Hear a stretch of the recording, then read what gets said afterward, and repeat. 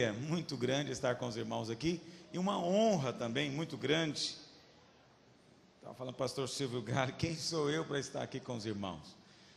Nós saímos, eu sei de onde é que eu saí, sei de onde é que eu vim, mas a gente sabe o que a graça de Deus pode fazer com a gente. A palavra de Deus diz que Deus escolheu as coisas loucas deste mundo para envergonhar as sábias. Deus escolheu as coisas rejeitadas, esquecidas, para envergonhar aquelas que se julgam importantes. E a palavra de Deus diz que Deus escolheu aquelas que não são, para envergonhar aquelas que julgam ser alguma coisa. Tenho certeza que quando Paulo falou isso lá em 1 Coríntios capítulo 1, ele estava se referindo com certeza àquele dia em que Moisés perguntou para Deus: Senhor, mas qual que é o teu nome? E o Senhor disse para ele: o meu nome é Eu Sou. E Paulo diz que o Eu Sou escolheu aqueles que não são. Agora, sabe por que o Eu Sou escolheu os que não são? Para que ele seja o único Eu Sou no meio da igreja. Então, se você não é, fica em paz. Deus escolheu você. Você foi escolhido por Deus. Deus resolveu que Ele vai usar os que não são. Os que não são ricos, os que não são formados, os que não são sabidos, os que não são bonitos, os que não são. Qualquer não são que você é, você está na mira de Deus. Você está na mira de Deus. E essa é a nossa glória, é que a graça de Deus nos alcançou, e alcançou os irmãos também aqui em Mauá. E eu louvo a Deus porque tenho caminhado com os irmãos já por muitos anos. E eu me lembro a primeira vez que estive com os irmãos lá no prédio, não sei que rumo que é, se é para lá, se é para lá. Para lá, né? Que era nem sei o que era aquilo, era um bingo. E eu me lembro que os irmãos estavam sendo desafiados a vir aqui para esse lugar. E ainda me convidei para vir no dia que fosse inaugurar. Tem gente que é cara de pau mesmo, né? Mas eu louvo a Deus porque eu vi os desafios, vi os irmãos aceitando os desafios, e tenho visto o Senhor cumprindo na vida desta igreja as suas promessas para aqueles que creem. E hoje eu vou ousar dizer algo para você. O que Deus tem feito na vida dos irmãos nos últimos anos é só uma evidência, um selo do que Ele vai fazer nos anos que estão diante de nós. Esses anos de 2000 a 2009 foram anos de vitória, anos de crescimento, muita multiplicação. Primeira vez que vi o pastor Silvio Gale foi lá em Goiânia. Ele foi na nossa primeira conferência lá no bairro do Jardim América. Nem sei como ele ficou sabendo dessa conferência e apareceu por lá. Naquela altura ainda era um pastor bem tradicional, e nós havíamos convidado um preletor para profetizar na nossa vida. E o preletor profetizava toda a reunião. Acho que o pastor Silvio ficava no banco agoniado, né? Ele chegou para mim um dia e falou: mas como é que você deixa esse sujeito ficar profetizando lá em cima do púlpito? E eu lembro que eu não o conhecia direito, até assustei, né, de ver tanta brabeza. Eu falei: uai, irmão, se Deus está falando, Deus está falando. Deixa o Senhor usar o servo dele. E a minha surpresa quando o pastor Silvio voltou no ano seguinte, aí era outro homem, era outro pastor. Havia sido incendiado pelo fogo, né, pastor Silvio? O fogo de Deus tinha vindo sobre ele. E desde então, nós temos caminhado juntos, né, daquele grupo que ele tinha inicialmente, talvez uns 300, 400 irmãos, nem me lembro quantos eram, mais ou menos isso. Hoje são milhares, e o que era apenas uma congregação aqui, está se transformando já, são mais de 12 igrejas, até o final do ano vão ser 30 igrejas para a glória de Deus. Agora, o que vai ser nos anos que estão diante de nós? O que vai acontecer? Coisas maiores o Senhor tem para nós. Agora eu digo para você, se nesses últimos 11 anos, 10 anos em que tenho estado com os irmãos, tenho falado a respeito de células, tenho falado a respeito de odres, se nesses anos os irmãos também têm experimentado vinho novo, fogo, vida de Deus, isso tem sido um tempo de treinamento. Talvez você estava achando que a obra era essa, mas não é. Na verdade, é um tempo de treinamento. Muitos irmãos estavam sendo treinados aqui nesses anos.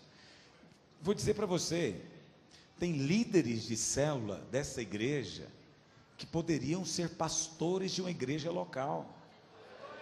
Na verdade, tem líderes de célula aqui que estão liderando células aí com 15, 20 pessoas, que já é do tamanho de congregações em muitos lugares do Brasil, e poderiam estar pastoreando. Sabe o que vai acontecer nos anos que estão diante de nós? É que centenas, quem sabe milhares, eu profetizo hoje em nome de Jesus, de líderes que estão aqui me olhando, vão ser espalhados por esse Brasil afora. Essa igreja é uma grande sementeira, e o Espírito Santo está tomando esse lugar aqui para fazer daqui um centro ministerial, um lugar onde pessoas são treinadas, mas depois são enviadas. Ouça o que eu digo para você, nós colocamos um desafio de abrirmos 1000 igrejas juntos, né, pastor Silvio Galho? Nós da Vinha, mas eu vou dizer, os irmãos aqui vão abrir centenas de igrejas. Eu vou ter o privilégio de participar de reuniões de pastores como essas aqui, ó. E quem vai estar aqui vai ser pastor. E não vamos olhar para trás e dizer, pastor Silvio, lembra quando a gente fazia conferência aqui com os irmãos da igreja? Depois fizemos com líderes, mas agora vamos fazer conferência com pastores. Vai ficar lotado esse lugar em nome de Jesus. Ouça o que eu digo para você. Na minha igreja eu sempre digo para os irmãos, anote as coisas que eu falo, movido pelo Espírito. Porque na minha igreja lá em Goiânia, antes de Deus fazer qualquer coisa, eu aviso para os irmãos. Eu digo para eles, olha, o Espírito Santo está soprando nessa direção, é isso que vai acontecer, ouça o que eu digo para você.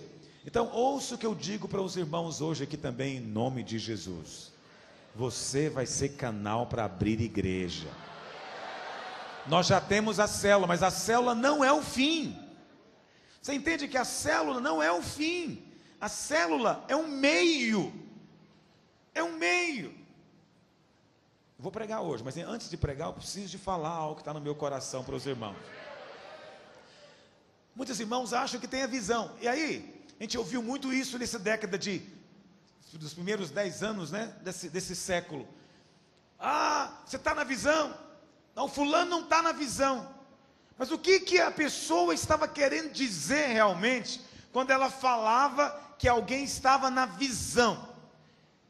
Na cabeça dela, visão era a célula.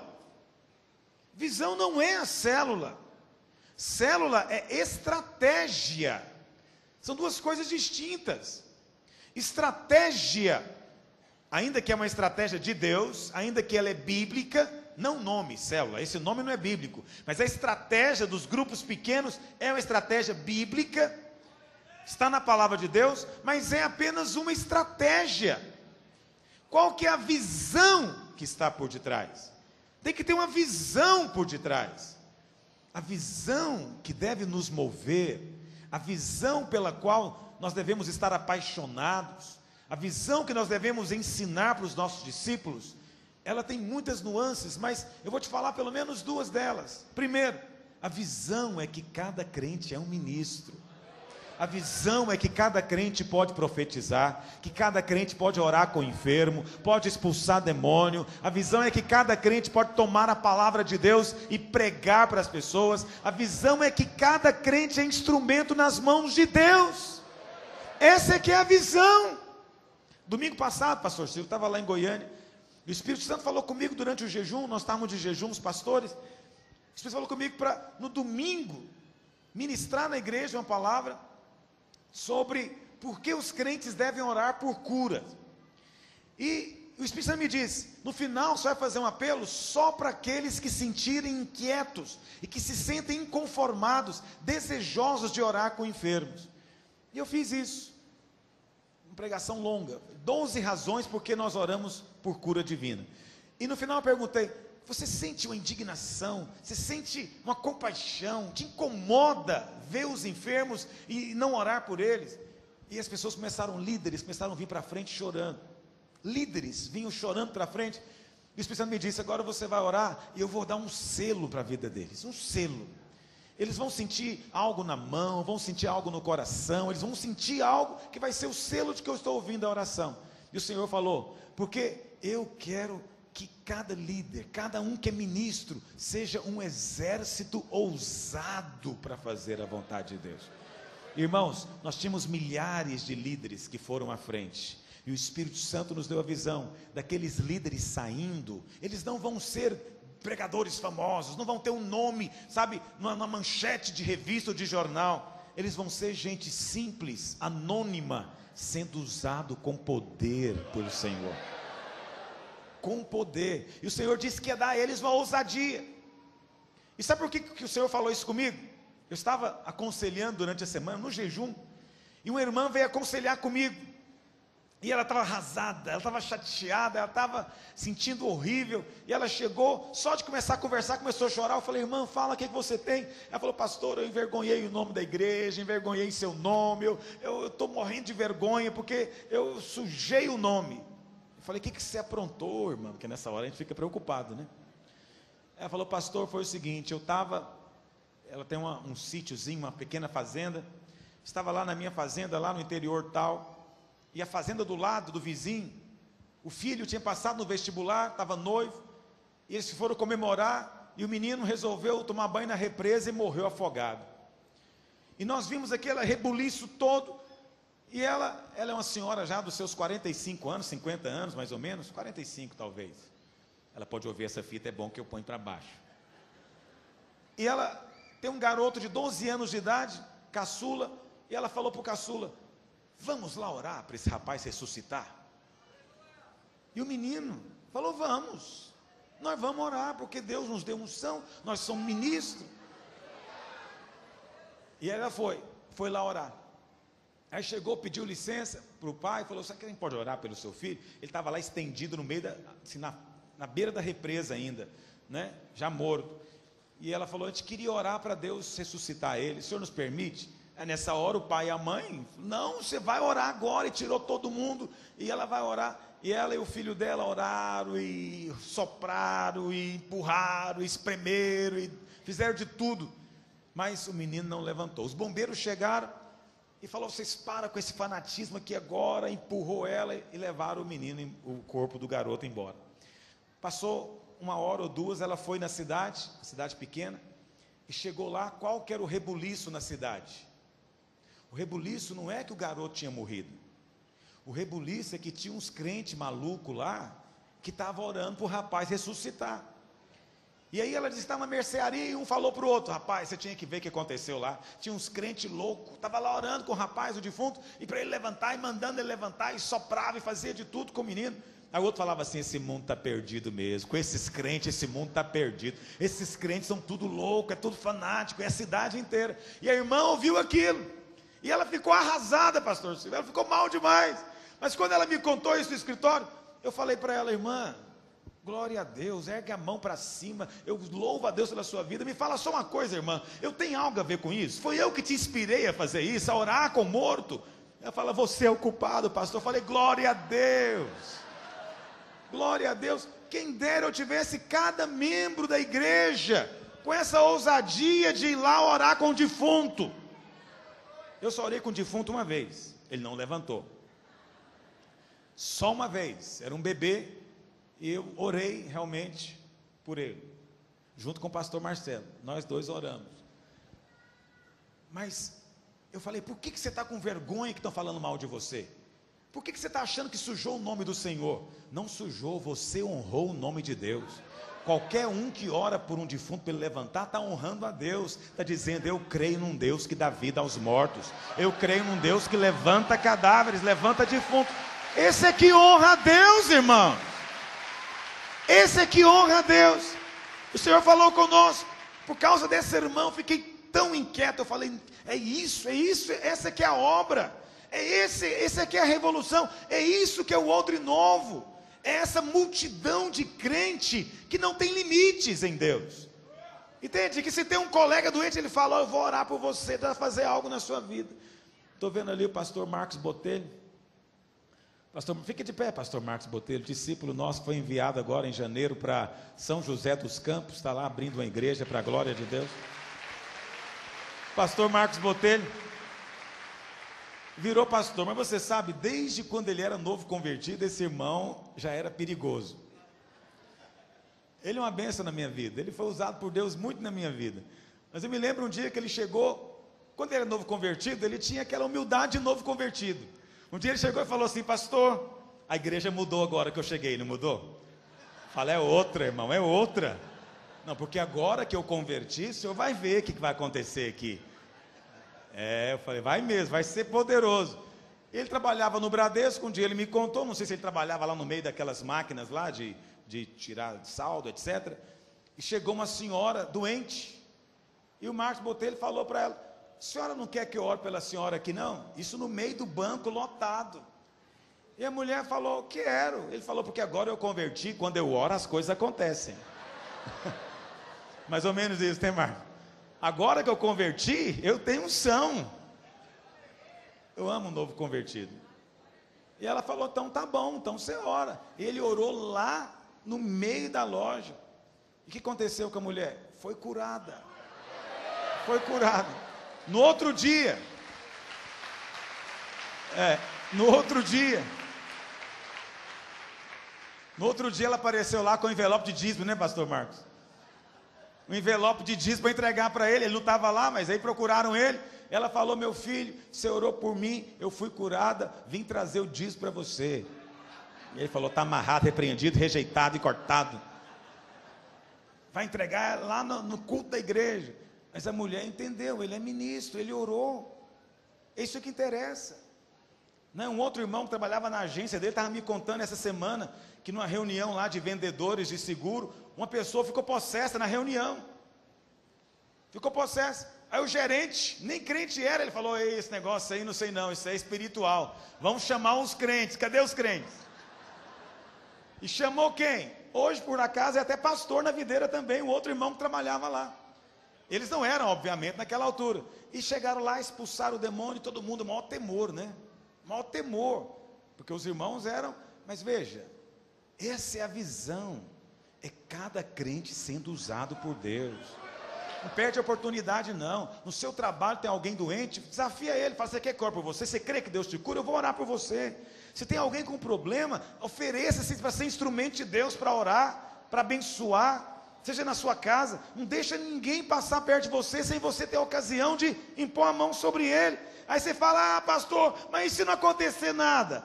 Bom, você não é pastor, você não é ninguém mesmo, você é o eu não sou. Como você é o não sou, o que você tem a perder? Vou falar o que de você? Crente fanático. Não sei por que eu ainda deixo orar por mim ainda. É o máximo que pode acontecer de um lado. Agora, do outro lado, o máximo que vai acontecer é o Espírito Santo confirmar a obra na sua vida. E você vai aprender com isso. Agora, já pensou um exército sendo usado por Deus?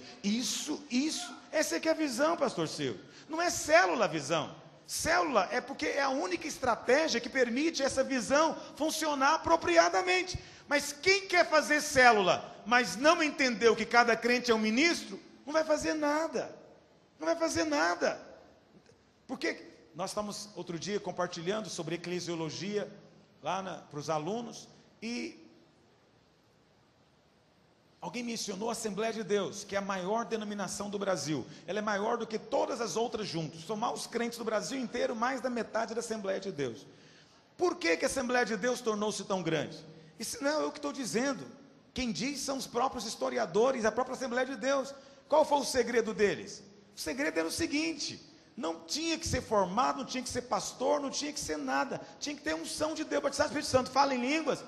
Nós precisamos de abrir uma congregação ali no bairro tal. Alguém quer ir? Aí os mais sabidos não queriam, né? Os mais inteligentes não queriam. Mas às vezes o irmãozinho simples lá, o zelador cheio do Espírito, fala, eu vou, pastor. Aí o pastor fala, vem cá, vou te ordenar evangelista, é hoje. E o cara virava evangelista, ia para lá, o que ele fazia? Construía um prédio na frente da casa dele. E tacava uma Assembleia de Deus bem grande lá, cada letra de uma cor. É isso. E o que aconteceu? Espalhou pelo Brasil inteiro. Porque Eles entenderam a visão. Eles não sabiam falar isso, mas a visão era essa. Cada crente é um ministro. Não importa se o irmão é um zelador ou se é um doutor. Aliás, essa semana eu tive o privilégio de colocar um irmãozinho como em teste para ser pastor lá em Goiânia. Ele começou lá no nosso prédio, lá em Goiânia da Videira, como zelador. Aliás, ele era auxiliar do zelador. Ele era auxiliar do zelador, um garoto na época com 17 anos de idade, 16, 17 anos de idade. E ele, muito inteligente, ele ficava limpando o chão. Na hora do almoço, ele pedia para os irmãos lá da editora ensinar a mexer no computador. Logo ele aprendeu a mexer, colocaram ele como zelador, depois colocaram ele como auxiliar do rapaz que faz a editoração. Depois ele aprendeu, entrou para a editoração, mas ele percebeu que o negócio da igreja é ser pastor. Aí ele foi para o seminário e casou-se, né? E essa semana foi apresentado como obreiro. E eu fiquei pensando, em que outro lugar acontecem essas coisas? Só dentro da igreja, mas uma igreja que tem visão. Quantos compreendem o que eu estou dizendo? Não fique preocupado com a estratégia. A igreja tal está falando mal de célula. Fala o que quiser falar, eu não sou defensor de célula. Estou lá preocupado se alguém gosta ou não de célula. Se gosta, bom, se não gosta, vai procurar o que gosta. Agora, existe uma visão. Essa visão, nós temos que ser radicais com ela. É que o Senhor entregou o sacerdócio na mão de cada crente. Cada crente é sacerdote do Senhor. Quem diz isso não sou eu, o apóstolo Pedro, o apóstolo Paulo e o apóstolo João. Pedro diz que nós somos raça eleita e sacerdócio real. João diz que para o nosso Deus os constituíste reino e sacerdotes. E Paulo diz, como sacerdote apresente o sacrifício vivo diante de Deus. Todos os apóstolos ensinaram a mesma verdade. Nós estamos aqui para sustentar o testemunho apostólico de que cada crente é um sacerdote. O mundo valoriza os sabichões, mas Deus chamou cada crente para ser um instrumento nas mãos dele. Amém?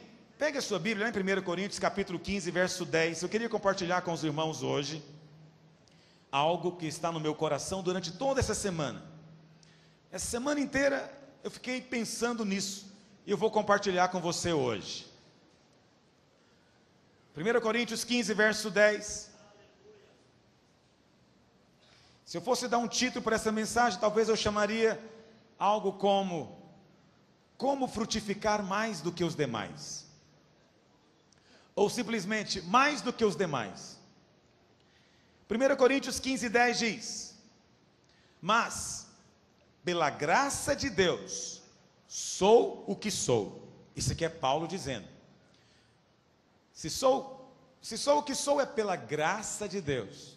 E a sua graça que me foi concedida não se tornou vã. Ou seja, Deus me deu a sua graça, me deu um suprimento, me deu capacidade, me deu um depósito espiritual, mas nada disso ficou em vão. Porque Paulo diz: eu trabalhei muito mais do que todos eles. Eu não vou ler todo o texto com você, mas esses eles que ele está falando aqui são os demais apóstolos, principalmente os outros apóstolos que andaram com Jesus. Então ele está dizendo: eu trabalhei muito mais do que todos eles, todavia, não eu, mas a graça de Deus comigo. Diga: eu sou o que sou, pela graça de Deus. Diga: a graça de Deus na minha vida não será vã, porque eu frutificarei o máximo para a glória de Deus.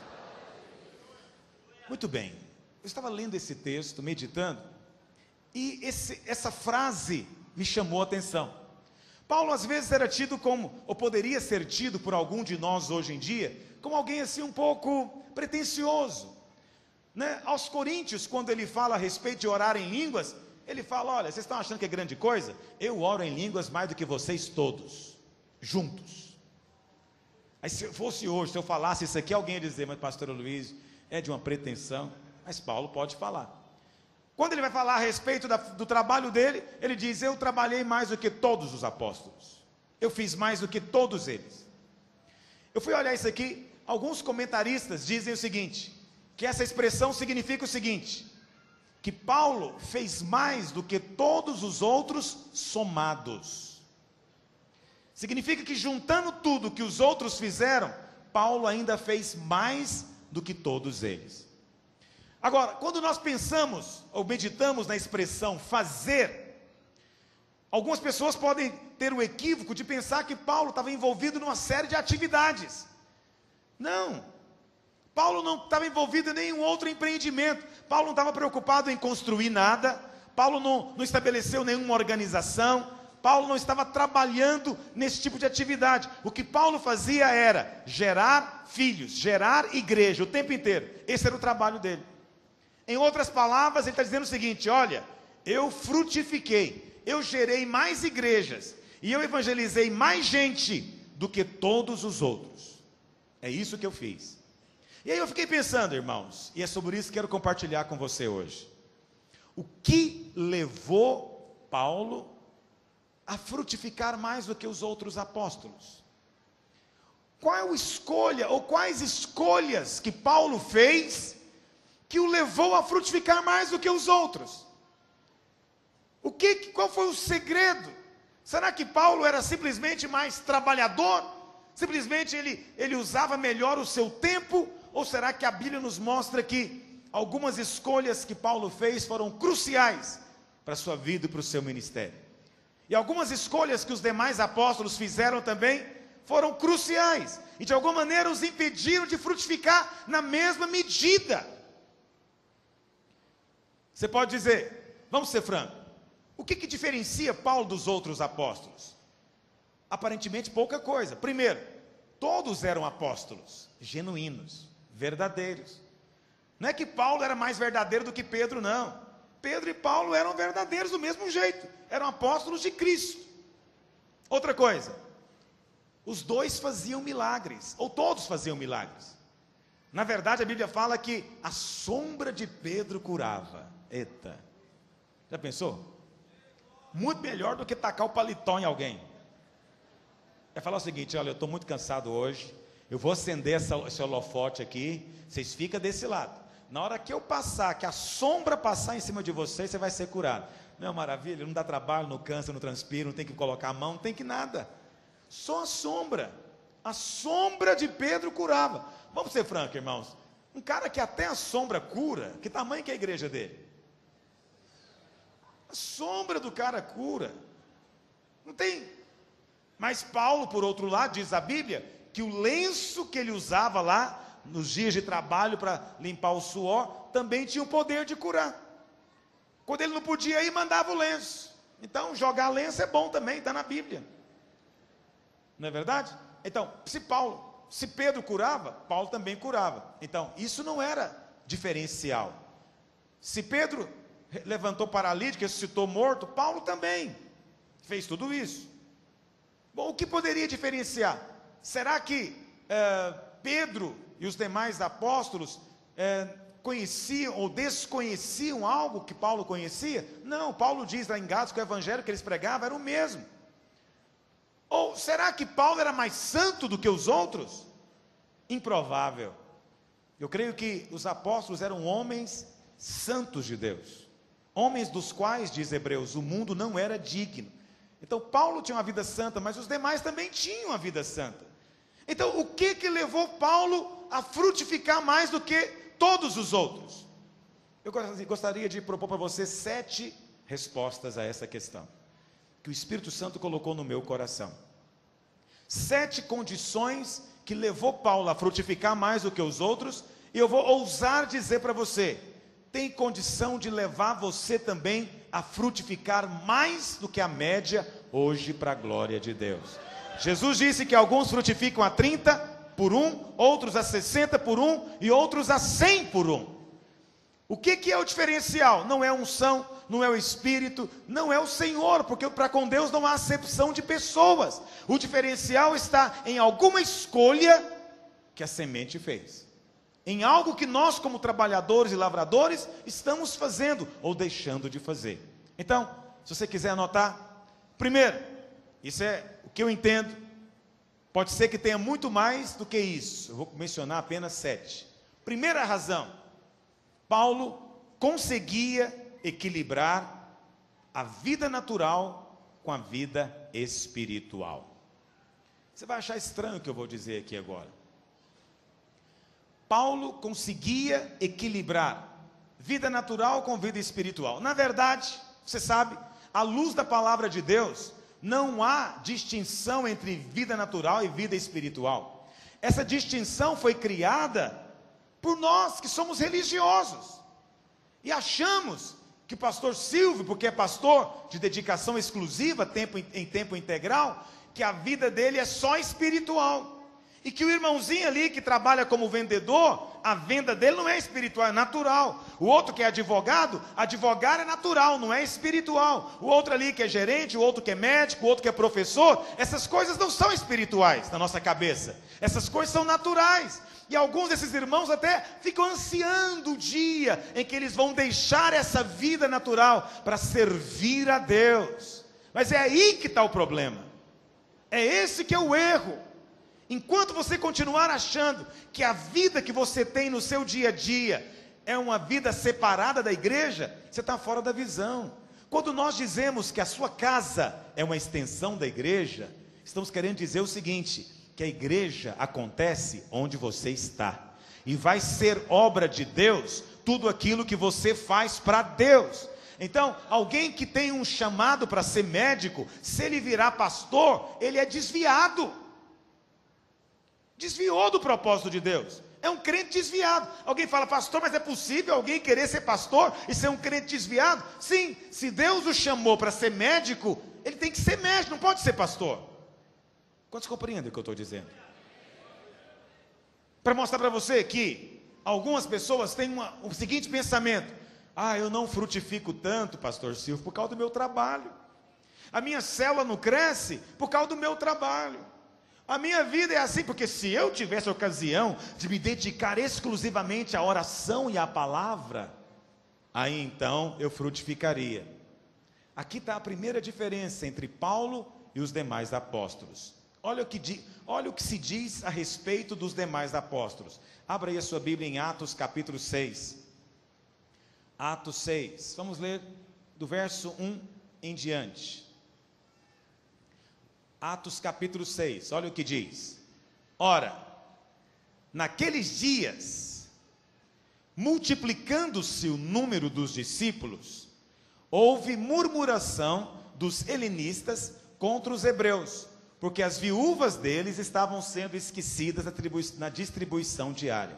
Então os 12 convocaram a comunidade dos discípulos e disseram: não é razoável que nós abandonemos a palavra de Deus para servir às mesas. Mas, irmãos, escolhei dentre vós 7 homens de boa reputação, cheios do espírito e de sabedoria, aos quais encarregaremos deste serviço. E quanto a nós, nos consagraremos à oração e ao ministério da palavra. Eu sei que isso aqui é tido como padrão, todo mundo segue como padrão apostólico, mas será que é mesmo? Paulo nunca viveu desse jeito. Você não vai encontrar Paulo se dedicando exclusivamente a isso a maior parte da sua vida. Em alguns momentos ele pôde fazer isso, a maior parte ele não pôde fazer isso. E olha o que ele diz aqui em 1 Tessalonicenses 2, verso 9. Se você quiser ler comigo. 1 Tessalonicenses 2, verso 9. Porque, eu queria que todos lessem. Porque vos recordais, irmãos, do nosso labor e fadiga, e de como, noite e dia, ele trabalhava muito, labutando para não vivermos à custa de nenhum de vós, vos proclamamos o Evangelho de Deus. Vou te dizer, primeiro segredo de Paulo. Paulo não tinha essa divisão na vida dele.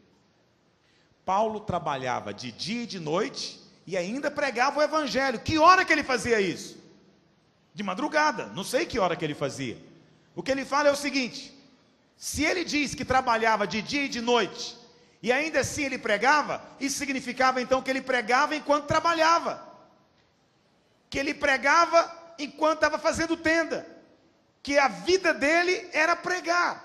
Mas como ele tinha também que sobreviver, então ele trabalhava fazendo tenda com o alvo de ganhar. Talvez ele ganhava a pessoa com quem ele estava negociando, talvez ele ganhava o seu fornecedor, aquele produtor de couro, ou sei lá quem.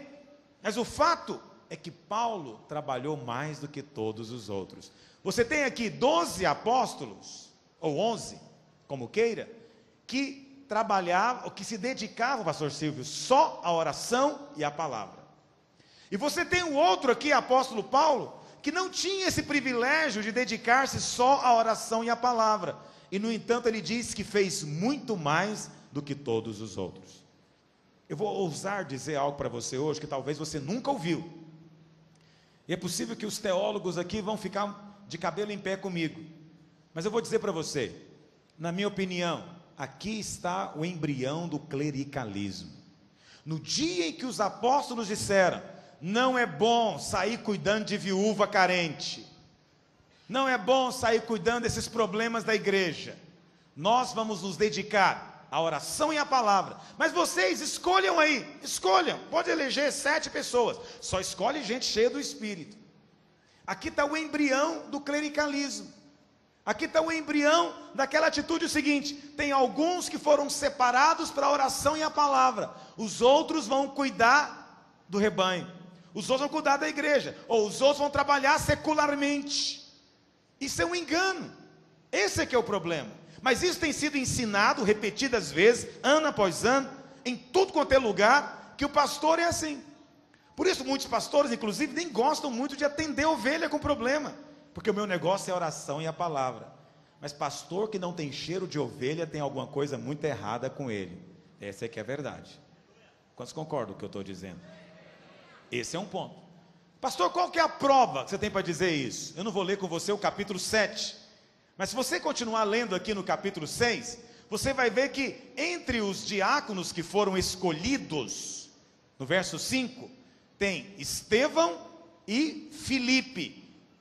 Se você continuar lendo, você vai ver que o mover de Deus agora está na mão de Estevão e de Filipe.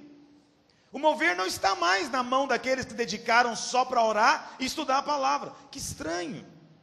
O mover agora está com Estevão. É Estevão que está discutindo ali com os fariseus. É Estevão que está pregando e está incomodando tanto, ao ponto das pessoas quererem matá-lo. E naquele momento que ele está sendo apedrejado, ele vê Jesus em pé, com os braços erguidos, esperando por ele. E ainda faz a oração que Jesus fez na cruz: Senhor, não lhes imputes esse pecado. Olha o mover de Deus ali com Estevão. Depois, a respeito de Filipe, se fala no capítulo seguinte, que ele foi trasladado, foi levado pelo Espírito para Samaria. Pergunto para você, já adiantando o meu próximo tópico, o que o Senhor falou lá em Atos 1:8? Que iam receber o poder, e eles seriam testemunhas aonde?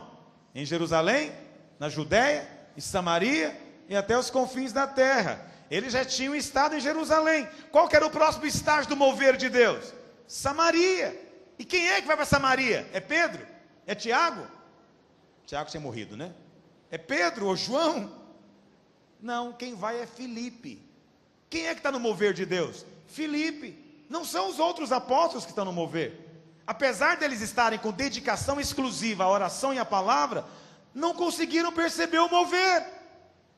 Estiveram fora do mover. Por quê? Porque fizeram uma escolha, e parece que a escolha não foi a melhor em termos de frutificação, em termos de expansão do reino. Então essa palavra tem uma implicação para pastores, que eu sei que há muitos pastores aqui, e eu vou dizer para você com muito amor e carinho, filho: nunca deixe de atender uma ovelha. Você sabe, um dos grandes erros que nós cometemos lá em Goiânia, e esse ano eu quero escrever um livro só contando os nossos erros, coisas que nós erramos e corrigimos. Um dos nossos erros foi deixar de atender as pessoas e dizer: primeiro procura o seu líder, depois procura o pastor. Tinha que ser o contrário, é primeiro procura o pastor, porque ele tem tempo integral, dedicação exclusiva, depois é o líder.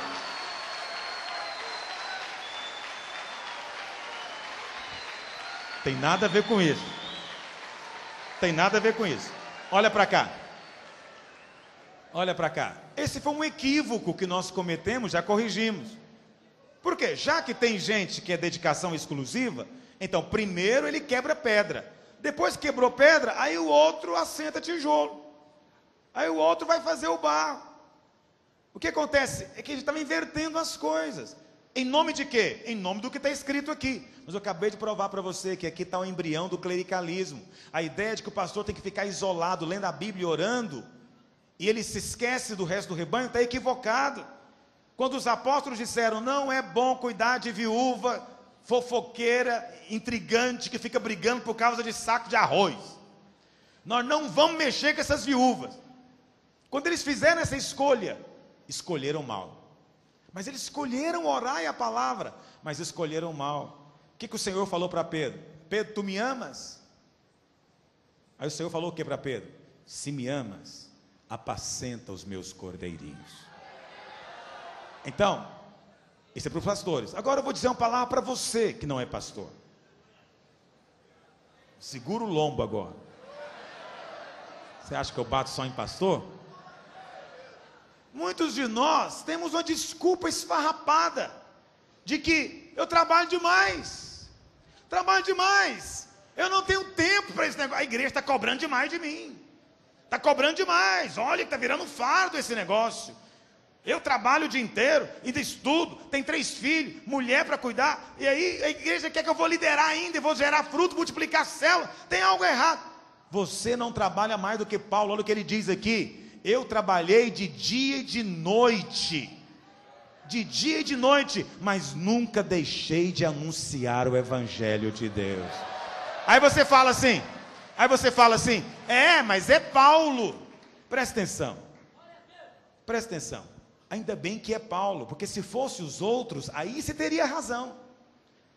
Imagina se fosse Pedro escrevendo esse versículo, ele ia falar o quê?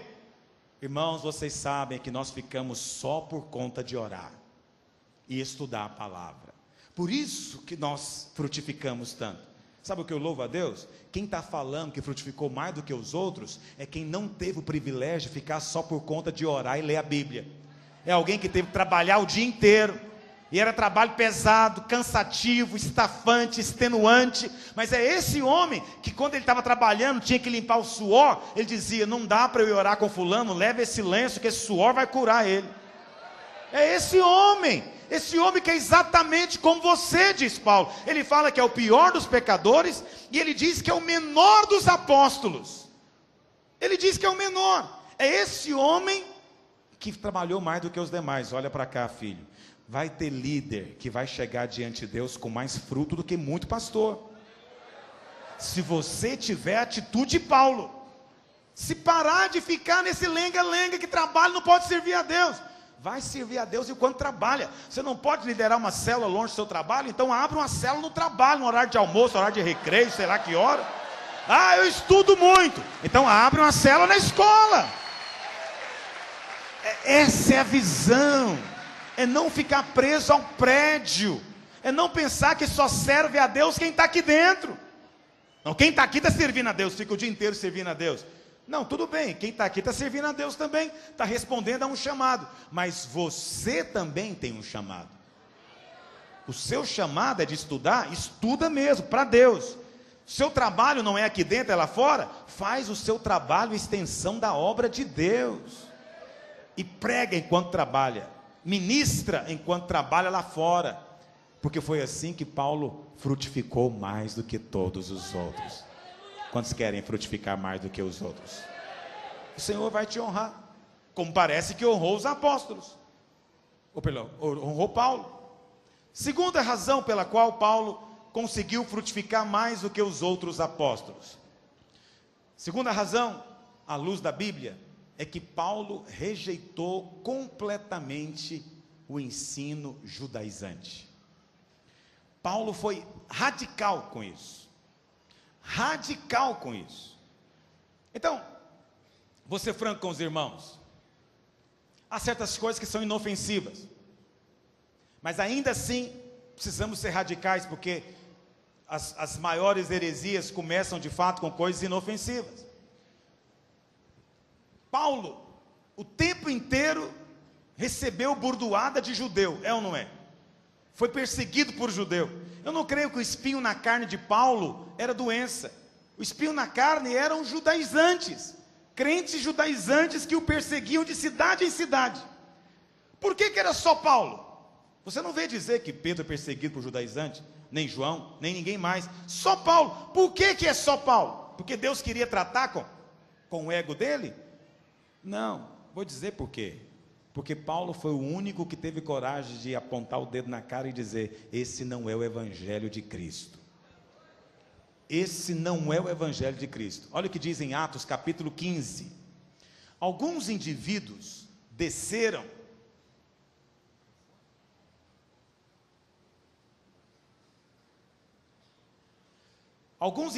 que desceram da Judéia ensinavam aos irmãos. Olha o que eles ensinavam: se não vos circuncidardes, segundo o costume de Moisés, não podeis ser salvos. De onde é que vieram esses irmãos? Da Judéia. Judéia, onde estava Jerusalém. Eles estavam lá na igreja de Pedro, de João, ensinando isso aqui. E ninguém falou nada. Por que será que não falaram nada? Não sei, a Bíblia não diz. Eu sou capaz de imaginar. Os motivos são os mesmos de hoje. Não, vamos deixar esse irmãozinho, porque uma hora ele vai crescer. Nós não vamos também aqui agora causar um tumulto por causa de uma coisa tão pequena. Circuncisão não é nada, cortar um pedaço de carne aí de bife, isso é uma bobagem. Vamos falar de coisas maiores, talvez alguém dissesse. Verso 2: tendo havido da parte de Paulo e Barnabé contenda e não pequena discussão com eles, resolveram que esses dois e alguns outros dentre eles subissem a Jerusalém aos apóstolos e presbíteros com respeito a esta questão. Enviados, pois, e até certo ponto acompanhados pela igreja, atravessaram as províncias da Fenícia e Samaria, e narrando a conversão dos gentios, causaram grande alegria a todos os irmãos. Tendo eles chegado a Jerusalém, foram bem recebidos pelos apóstolos e pelos presbíteros, e relataram tudo o que Deus fizera com eles. Insurgiram-se, entretanto, alguns da seita dos fariseus que haviam crido, dizendo: é necessário circuncidá-los e determinar-lhes que observem a lei de Moisés. Paulo não tolerou nem por um minuto isso. Agora, Pedro tinha a mesma postura que Paulo? Não, eu não vou ler com você, eu vou contar para você. A Bíblia fala que, lá em Gálatas, que um dia Pedro foi para Antioquia visitar os irmãos. E enquanto estava em Antioquia com os irmãos, Pedro, sozinho, ele comia na casa dos irmãos, que não eram judeus. Você sabe, um judeu nem entra na casa de alguém que não é judeu. Um judeu jamais come, senta à mesa com um gentio, jamais. Mas Pedro teve a revelação. Lá em Atos capítulo 10, diz a Bíblia, que um lençol se abriu diante dele. E de todo tipo de animal, Deus falou para ele: mata e come, Pedro. Pedro resistiu, mas no final ele entendeu que aquilo que Deus purificou, o homem não pode considerar imundo. Pedro entendeu: o Senhor está falando é dos gentios, foram lavados pelo sangue de Jesus, então não são imundos mais. Pedro teve a revelação. Mas o que aconteceu? Quando Pedro chegou em Antioquia, ele comia com os irmãos gentios. Mas diz a Bíblia que quando desceu um pessoal de Jerusalém, da parte de Tiago, aí Pedro não comia mais. Pedro ficou com medo da reação desses irmãos. Aí Pedro só comia com judeu. Aí Paulo fez o quê? A Bíblia fala que Paulo teve que confrontar Pedro cara a cara e dizer: o seu comportamento não é coerente com o evangelho. Em outras palavras, Pedro tinha muitos respeitos humanos. Pedro tinha muito temor dos homens. Essa é que é a verdade. Paulo, não. Então estou te contando o segundo segredo de frutificação. É que às vezes você vai ter que bater o pé em nome do evangelho e dizer: não vamos aceitar esse tipo de coisa mais. Não vamos tolerar mais esse tipo de abuso. Tem que bater o pé. Isso não estou me referindo só à questão judaizante. Isso aqui é só um exemplo. Era o exemplo nos dias de Paulo. Ainda que hoje em dia exista também essa coisa judaizante. É crente que usa aquele negócio aqui no ombro, usa quipá na cabeça e só começa o culto tocando shofar. Alguém diz: o que isso ofende? Não ofende nada, mas com o tempo isso vai virar outra coisa. Vai virar outra coisa. Vai virar uma extensão judaica. Por isso você não vai ver lá na videira ninguém tocando chofar durante o louvor. Ah, você tem contra o chofar? Toca berrante então, você não é brasileiro? Vai tocar berrante. Ah não, berrante é de gentio, berrante é profano. Pois é, o Senhor vai descer um lençol na sua testa, com todo tipo de chifre para você ver. Chifre de carneiro, chifre de boi, chifre de tudo quanto é bicho. E vai dizer, sopra meu filho. Aí você fala, eu só sopro o chofar, Senhor. Aí o Senhor fala, não, considere impuro o chifre que eu purifiquei. Mas aí tem um irmão que diz que tem que ser, porque isso é um mover, porque os anjos vão tocar chofar no céu. Vê lá se anjo vai tocar chifre de carneiro no céu, pela madrugada. Olha para cá. Nada contra o chofar, pelo amor de Deus. E nada contra os judeus também. Mas o Evangelho aboliu essas diferenças. Não temos que orar mais voltada a cara para Jerusalém. Tem igreja que eu vou que o pastor fica descobrindo qual que é o rumo lá, os meridianos, para orar virado. Virou, não foi nem judeu, mas já é muçulmano. Em vez de orar para Meca, ora para Jerusalém. Mas aí, você diz, não vamos caçar confusão, vamos tolerar o irmãozinho. Não tem que tolerar não, diz Paulo. Tem que bater o pé e dizer, isso está errado, isso é contra o Evangelho, nós não vamos aceitar isso no nosso meio. Ah, vocês são divisivos, não somos não. Mas às vezes a divisão é necessária, para que fique claro quem é e quem não é. Para que fique patente quem é a favor e quem é contra. Quem é pelo Senhor e quem não é pelo Senhor. Às vezes, diz Pedro, tem que surgir um fogo que não é o fogo do Espírito, para poder separar, distinguir quem é palha e quem não é. Há necessidade. Um irmão me ligou, furioso, porque em alguma das minhas aulas, eu não sei qual, do telepresencial, quantos aqui estão fazendo comigo o telepresencial ainda? Eu vim aqui no começo do ano, tinha muitos. Quantos estão perseverando, os vencedores? O vencedor pode erguer a mão com convicção. Se você tem chamado de Deus e não consegue arrumar R$50 por mês, seu chamado é muito questionável. Porque você não tem fé para fazer um curso, vai ter fé para abrir igreja. Fé para levantar morto.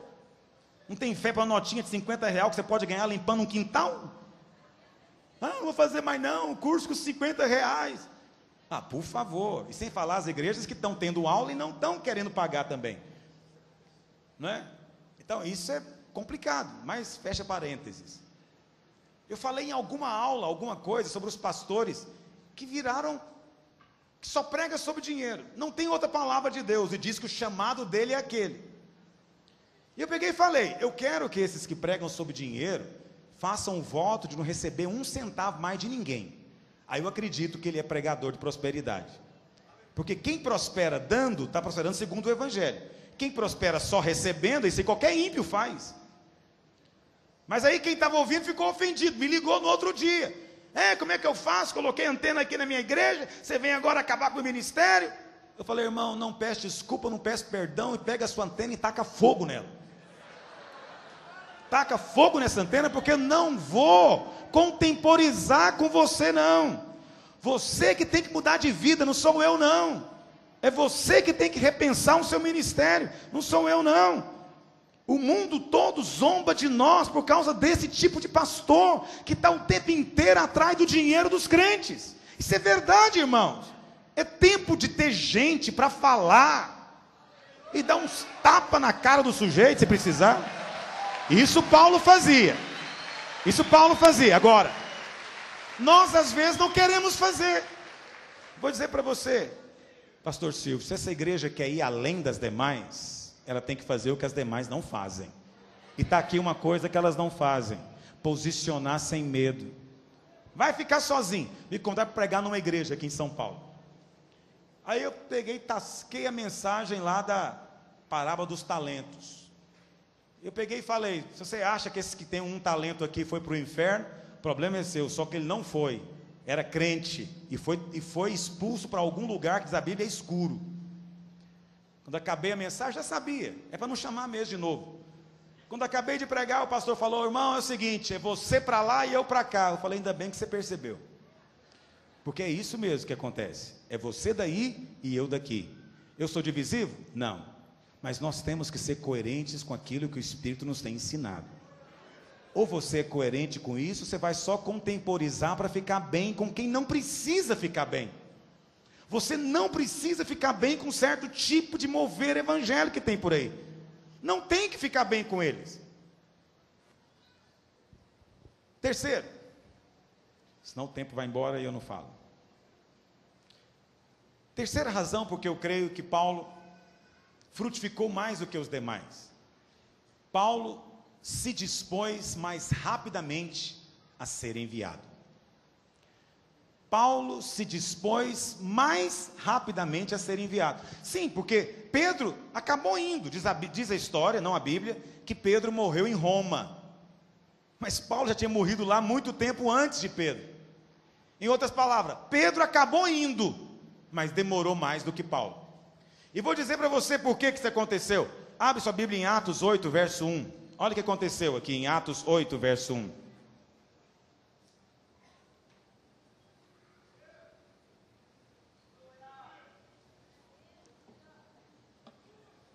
Atos 8, verso 1. Atos, capítulo 8, verso 1, diz assim: e Saulo consentia na sua morte. Aqui está falando da morte de Estevão. Naquele dia, levantou-se grande perseguição contra a igreja em Jerusalém. Que tamanho que era a perseguição, meus irmãos? Quando a Bíblia fala que o negócio é grande, é porque foi feio mesmo. E olha o que diz: e todos, exceto quem, meus irmãos? Os apóstolos foram dispersos pela Judeia e Samaria. Todos os comentaristas e teólogos dizem que isso aqui é Deus fazendo cumprir a vontade dele. Deus queria que o evangelho fosse de Jerusalém para Judeia, Samaria e os confins da terra. Como eles não queriam sair, aqui nessa altura, no capítulo 8, os historiadores dizem que a igreja em Jerusalém tinha chegado a mais ou menos, talvez, 100 mil membros. 100 mil membros. E eles estavam todo mundo lá juntinho, amontoado em Jerusalém. Aí o diabo ficou incomodado com alguma coisa lá, mas Deus que permitiu, porque Deus usa o diabo quando ele quer. E o diabo veio com a perseguição e espalhou para onde? Judeia e Samaria. Espalhou quantos membros da igreja, meus irmãos? Quantos membros da igreja foram dispersos? Todos. Você consegue imaginar isso, pastor? Todos foram dispersos, não ficou ninguém. Foi todo mundo, líder de célula, anfitrião, membro da igreja, frequentador assíduo, que tivesse lá, que confessasse Jesus, foi disperso, perseguição terrível. Quem que ficou em Jerusalém? Por que os apóstolos não foram perseguidos? Não incomoda você isso? Eu vou te ser franco, se eu fosse pastor da igreja, e todos os meus membros fossem açoitados, perseguidos, presos, mandados para outro lugar, e os perseguidores disseram: não, pastor Luiz, não, deixa ele aí. Ele pode ficar. O que você acha que eu ia sentir? Ele fala: pelo amor de Deus, me dá um murro aqui, ó, faz alguma coisa. Dá uma açoitada aqui nas costas também. Olha que vexame, meu Deus do céu. Isso aqui é vergonha. Sabe por que os outros foram perseguidos? Porque estavam incomodando o diabo. Sabe por que os apóstolos não foram perseguidos? Porque estavam só orando e lendo a Bíblia. E os fariseus disseram o quê? Não, eles podem ficar, porque eles são como a gente. O que fariseu fazia?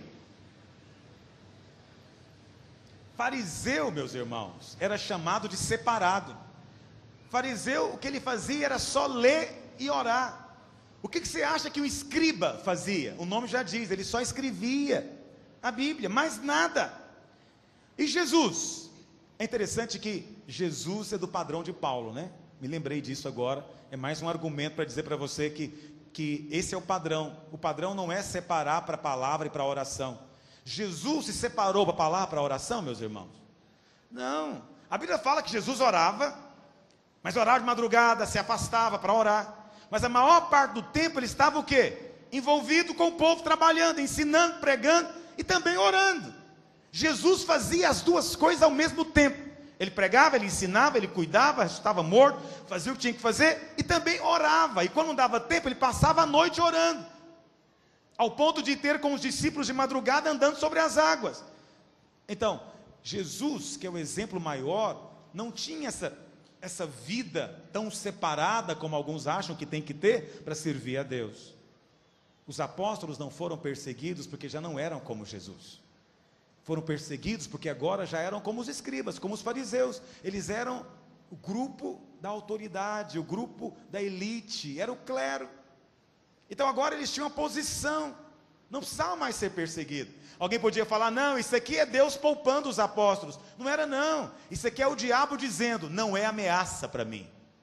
Pode deixar eles aí, porque quem é ameaça mesmo são esses outros. Esses aí vão cair fora. Porque é o povo que estava lá pregando. Era o cada crente, o ministro que estava lá confrontando as trevas. Agora você não vê Paulo resistindo ser enviado.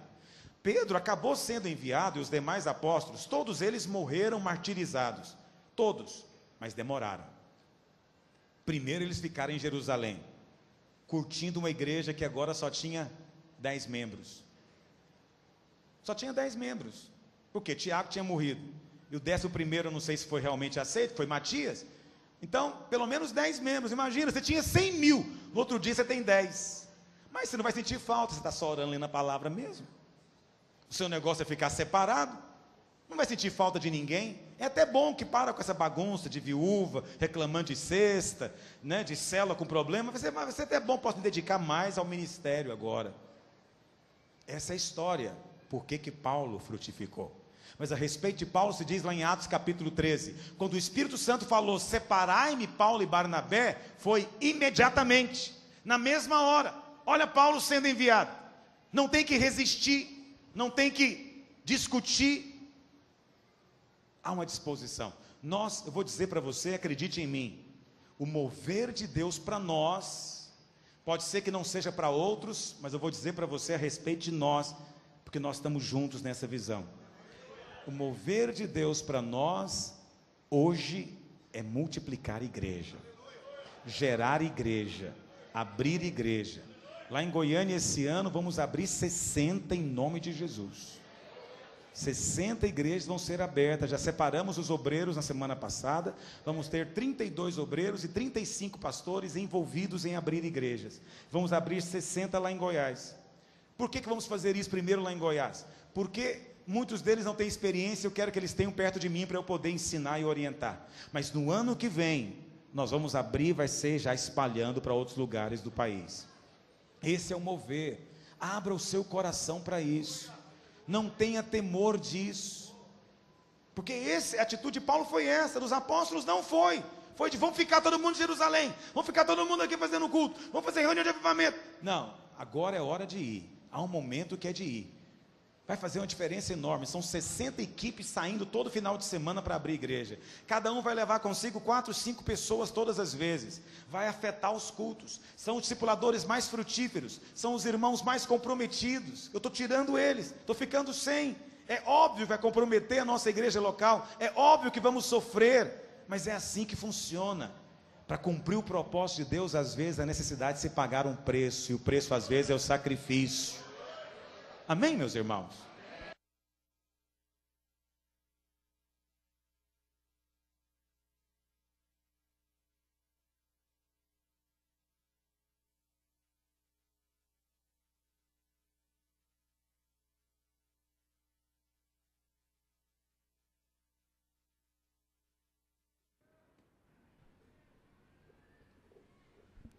Obrigado, irmão. Alô? 1, 2. Há um tempo atrás, na verdade em 99 para 2000, quando começou esse mover celular no Brasil, nós já dizíamos isso naquela altura. Muitos irmãos não deram crédito. O mover celular era resistente à ideia de abrir igreja. A ideia era sair adotando o povo, adotando gente, e fazia de conta que estava fazendo a obra crescer. Mas só há crescimento quando abrimos igreja. E por causa disso, foram definhando. E quem não mudar, vai definhar, ao ponto de ficar só os apóstolos em Jerusalém. Ouça o que eu estou dizendo para você. Você vai ouvir dizer isso. E quando você ouvir, saiba, o pastor já falou isso para a gente antes. Quarta razão, porque Paulo frutificou mais do que os demais. Uma razão bem simples. Paulo possuía discípulos. Simples.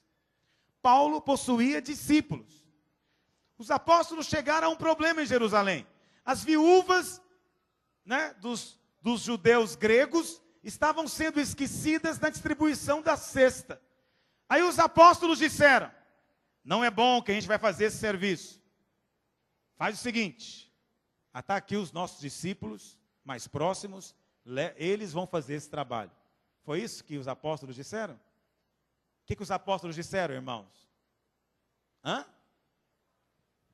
Gente, escolhe aí entre vocês. Vê aí quem é mais cheio do Espírito, vê aí quem tem um bom testemunho, coloca eles para fazer. Por que Pedro não falou, está aqui meu discípulo, ele vai fazer, está ali o discípulo de João, vai fazer, está ali o discípulo de Bartolomeu, vai fazer, eles vão estar fazendo para nós vamos estar acompanhando eles, ensinando enquanto eles fazem. Foi isso que Pedro fez? Não! Aí você fala, porque o discipulado não é o padrão. Claro que é o padrão, Jesus fez discípulos, e por incrível que pareça, Paulo também fez discípulos. Você não vê Paulo sozinho em lugar nenhum, Quando Paulo, vamos imaginar Paulo agora, tem que estabelecer diáconos e presbíteros na igreja de Éfeso. O que Paulo faz? Ele manda uma carta falando para os irmãos, escolhe aí os mais fiéis, os mais cheios do Espírito e põe eles como presbíteros. É isso que Paulo faz?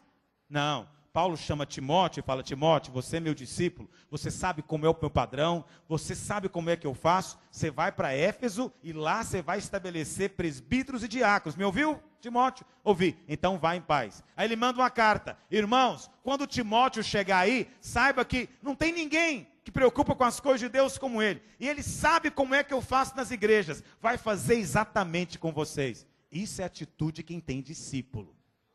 A atitude de Atos 6 não é de quem tem discípulo. Portanto, discipulado é a outra chave para fazer muito mais. Porque discipulado potencializa você. Torna o seu potencial muito maior. Quem não tem discípulo, ainda na verdade não tem um ministério mesmo. Porque ele está fazendo, mas vai passar o que ele está fazendo. Quem tem discípulos, vai permanecer a obra geração após geração. Amanhã eu vou falar de discipulado. Hoje estou falando de algo mais amplo. Mas aqui está envolvido um princípio para você entender.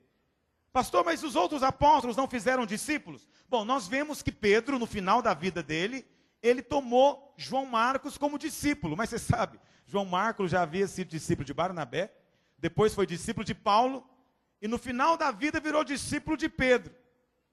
Tanto que o evangelho de Marcos, na verdade, foi Pedro que ditou para João Marcos, né? É o evangelho de Pedro, na verdade.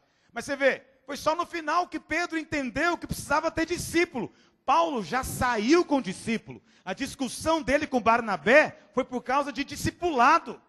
João Marcos não pode ir porque não está qualificado, saiu fora do padrão. Barnabé disse, você está sendo radical demais, vamos levar o rapaz e dar uma segunda chance para ele. A discussão é por causa de quê? Discipulado. Da importância do discipulado. Mas a respeito dos outros, não se diz coisa alguma a respeito disso. Quando Paulo vai a Jerusalém, ele vai com Timóteo, ele vai com discípulos.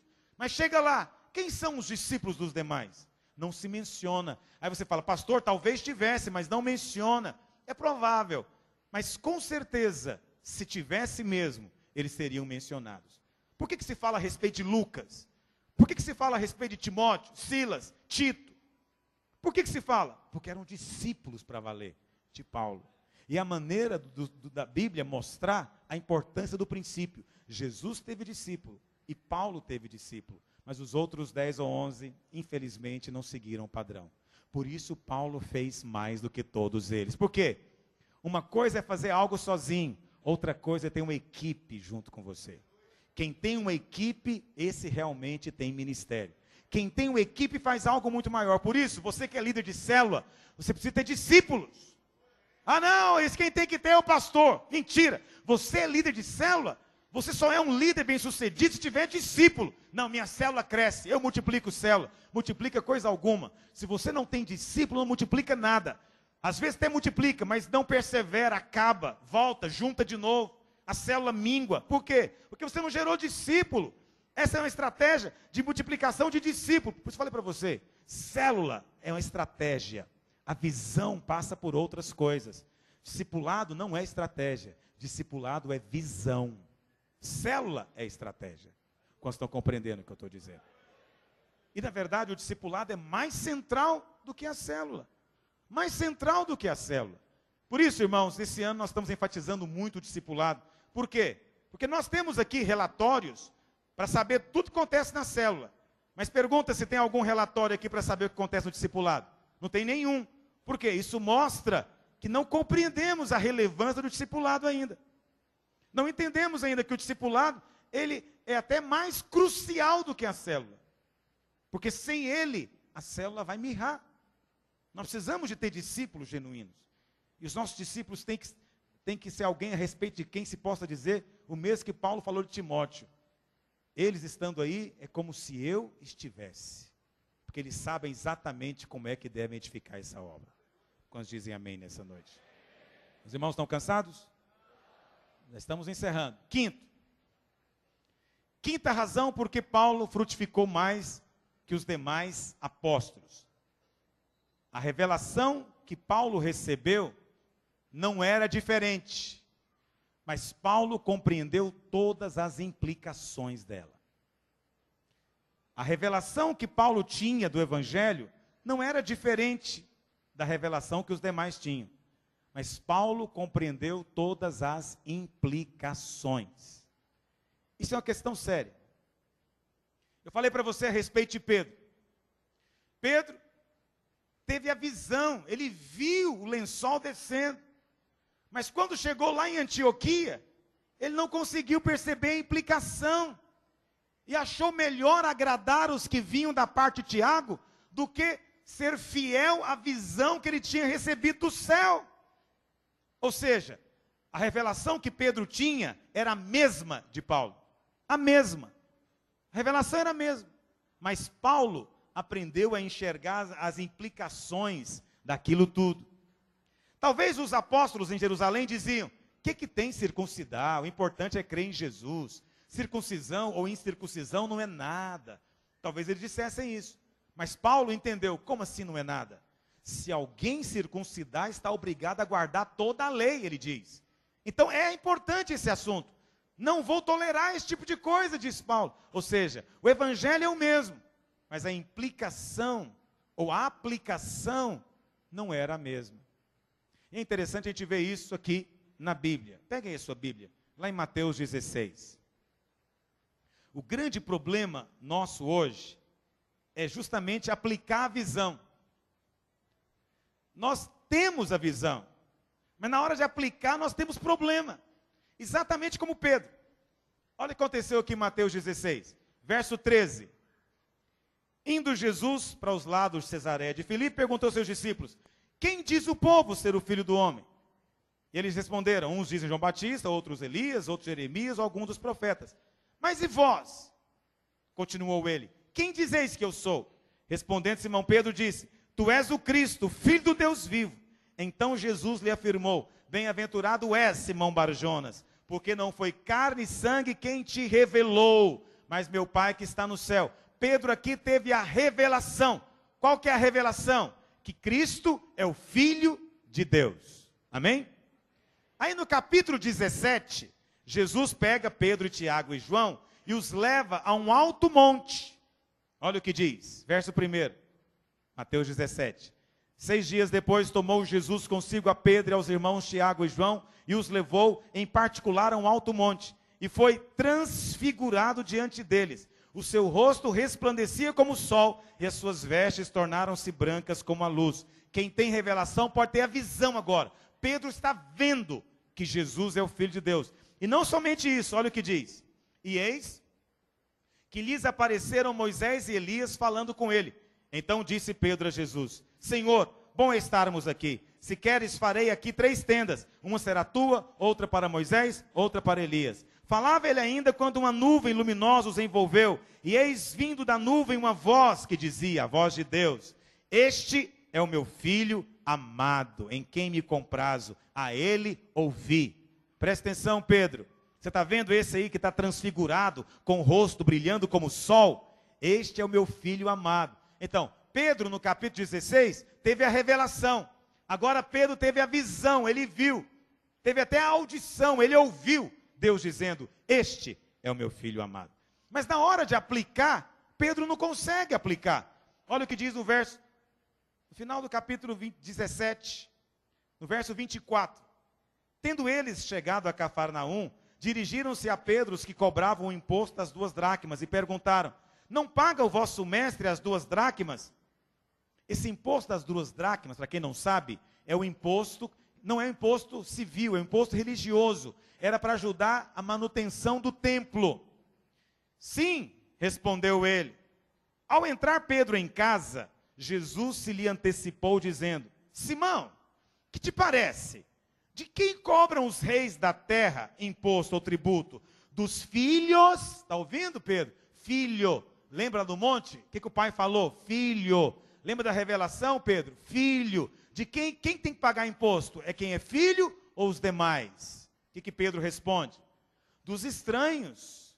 Jesus disse: então, Pedro, os filhos estão isentos, não é, Pedro? Filho. Está compreendendo, Pedro? Filho. Os irmãos estão compreendendo? O templo era a casa de Deus, literalmente. Isso aqui não é casa de Deus, mas o templo de Jerusalém era a casa de Deus. Amém, meus irmãos? Jesus era filho de quem? Então aquela casa era de quem? Dele. Filhos têm que pagar imposto para morar na casa dele? Para o pai? Não. Então presta atenção. No capítulo 16, a revelação: eu sei quem tu és o Cristo, filho do Deus vivo. No capítulo 17, ele viu Jesus transfigurado e o pai dizendo: este é o meu filho. Aí quando chegou na hora de aplicar, ele tropeçou. Alguém perguntou: por acaso o vosso mestre paga o imposto das 2 dracmas para manter o templo? E ele devia falar o que agora? Esse era o momento de aplicação. Ele tinha que falar o quê? Meu mestre não é um mestre, ele é o filho do Deus vivo. Se ele é o filho, ele não tem que pagar nada, porque essa casa aqui é dele. Quantos concordam que é isso que tinha que falar? É isso que tinha que falar. Mas ele falou o quê? Meu mestre paga tudo, fica devendo nada para ninguém, paga tudo quanto é imposto. Mas Jesus, sabendo, na hora que Pedro entrou, falou o quê? Pedro, presta atenção. De quem que os reis cobram imposto, Pedro? É dos filhos ou dos estranhos? Filho, Pedro, lembra do morro, lá no monte. O pai falou, lembra? Filho. Pedro falou dos estranhos. Eu penso que Pedro tinha caído na real. Aí o Senhor falou: então, Pedro, os filhos estão liberados, né? É, Senhor, os filhos estão liberados. Então, Pedro, para que ninguém escandalize conosco, você vai lá, pesca um peixe, na goela dele vai ter uma moeda. Como na sua goela devia ter uma também. Vai ser uma chance de você meditar um pouco, para ver se a visão entra na sua cabeça, você consegue aplicar. Porque se não tem mais nada que Deus pode fazer com você. Ele te deu revelação, ele te mostrou e depois te falou audivelmente. E nem assim você deu conta de aplicar, rapaz. É isso que acontece na igreja hoje. Nós falamos aqui que Deus não mora aqui, mas os irmãos insistem em dizer: para onde é que você vai? Vou para a igreja. Não fala isso, dói meu ouvido. Que igreja você vai, filho? Vou lá para a igreja. Batista Água Viva. Por quê? Ele está dizendo que isso aqui é igreja. Mas ele já teve a revelação de que igreja somos nós. Nós somos igreja. Então você não pode ir para a igreja referindo-se ao prédio. Você tem que chamar isso aqui de prédio. Isso aqui não é igreja. Ah, pastor, é a força do hábito, porque não conseguiu aplicar a revelação ainda. Quem aplica, muda. Muda. Aí nós ensinamos, cada crente é um ministro. Mas de repente aparece um cidadão dizendo: não, agora só pode ser líder se fizer seminário. Se não fizer, não pode ser líder. Irmão, nós ensinamos aqui que cada crente é um ministro. É, mas agora para ser ministro tem que ter seminário. Irmão, vou te explicar de novo. Nós somos sacerdócio real. Sacerdócio, rapaz. Presta atenção, aplica a visão. Não consegue aplicar. Ele entende, mas na hora de aplicar, ele vira fariseu de novo. Ele volta para o outro lado de novo. Presta atenção. O grande desafio hoje é aplicar a visão. Aplicar, porque entender, os irmãos já entenderam. Quantos aqui já entenderam a visão? Já entendeu. Mas na hora de aplicar?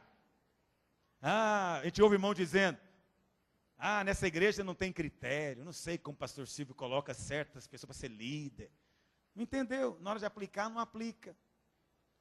Na hora de aplicar, não consegue. Mas sabe uma coisa? Paulo não teve esse problema. Paulo aplicava. Ele teve a revelação do evangelho, ele foi até o fim com a revelação. Ele foi até o fim com a revelação. Ele aplicou completamente. Por isso frutificou mais do que os demais. Sabe quem é o líder que frutifica mais? Não é só o irmão que entende, porque entender todos entendem, mas é aquele que consegue aplicar a visão. Sabe qual o discipulador que frutifica mais? É o que consegue aplicar o que é ensinado. Quando ele consegue aplicar, as coisas acontecem.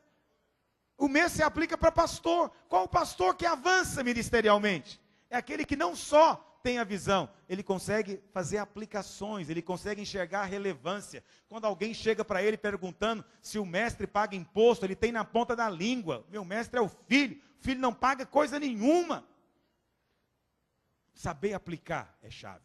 Quantos querem ter os olhos abertos para isso hoje? Vamos avançar.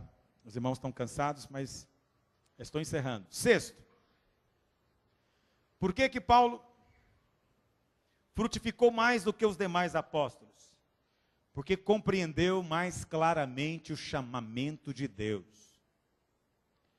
Compreendeu mais claramente, mais prontamente o chamamento de Deus. Presta atenção. Já falei isso aqui 2 vezes, vou repetir a terceira. Pedro um dia estava lá esperando o almoço ficar pronto e subiu no terraço de uma casa lá em Cesareia, e lá em cima ele teve, aliás, estava em Jope, em Cesareia ele foi depois visitar Cornélio. Lá em Jope ele teve a visão do lençol descendo. Naquele dia, Pedro foi o primeiro a ter revelação de que o evangelho não era só para judeu, mas era para gentio também. Pedro entendeu isso. Entendeu ou não entendeu, meus irmãos? Mas olha o que Paulo diz lá em Gálatas 2:8. Gálatas 2:8. Pedro entendeu, mas não foi. Compreendeu que era para os gentios, mas desde que não fosse ele, tivesse que pregar.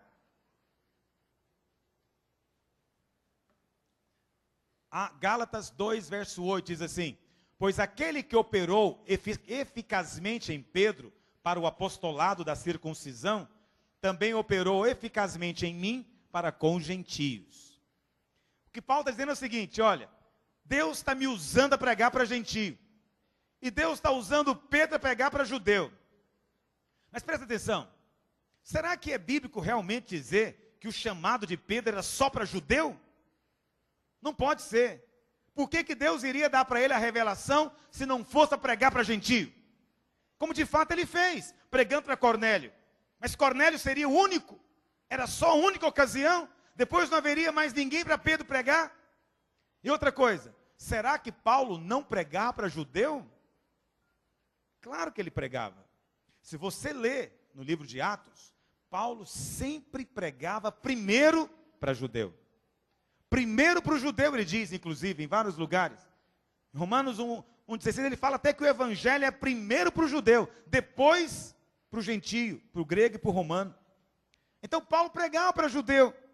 O que levou Paulo a pregar mais para gentio do que para judeu? Abre lá em Atos capítulo 13, verso 46. Atos 13, verso 46.